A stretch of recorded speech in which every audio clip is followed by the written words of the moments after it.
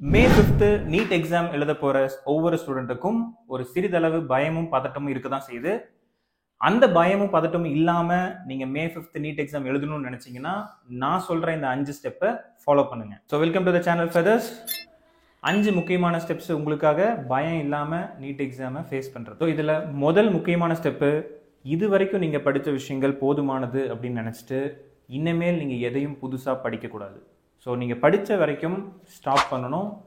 படித்த விஷயங்களை திரும்ப திரும்ப ரிவிஷன் பண்ணணும். அது மட்டும்தான் உங்களுக்கு எக்ஸாமில் ஹெல்ப் பண்ணும். ஸோ புதுசாக எதையும் படிக்கக்கூடாது. செகண்ட் முக்கியமான விஷயம் பயாலஜி பார்த்தீங்கன்னா அதிகமான வெயிட்டேஜ் இருக்குது. ஸோ இந்த கடைசி 10 நாளில் குறைஞ்சது 3 டைம் நீங்கள் பயாலஜியை ஃபுல்லாக என்சிஆர்டி புக்கை வச்சு ப்ரிப்பரேஷன் ரிவிஷன் பண்ணணும். மூணாவது முக்கியமான ஸ்டெப்பு, ஃபிசிக்ஸ் அண்ட் கெமிஸ்ட்ரிக்கு நீங்கள் ப்ரீவியஸ் இயர் கொஷின் பேஸ் பண்ணியிருக்கக்கூடிய கான்செப்ட்ஸை நல்ல தரவாக படிக்கணும். அதையே திரும்ப திரும்ப திரும்ப ரிவிஷன் பண்ணுங்கள்.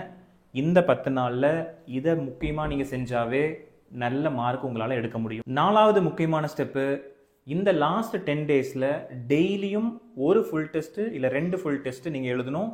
இந்த லாஸ்ட் 10 டேஸில் குறைஞ்சது 15 மாடல் டெஸ்ட், நீட் மாடலில் இருக்கக்கூடிய டெஸ்ட்டை நீங்கள் எழுதியே ஆகணும்.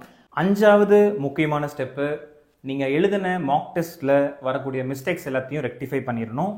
ரெக்டிஃபை பண்ண விஷயங்களை தயவு செஞ்சு மைண்டில் நல்லா பதிய வச்சுக்கோங்க. ஸோ இதெல்லாம் தாண்டி நீங்கள் உங்களோட ஹார்ட் ஒர்க் மேலே நம்பிக்கை வைக்கணும்.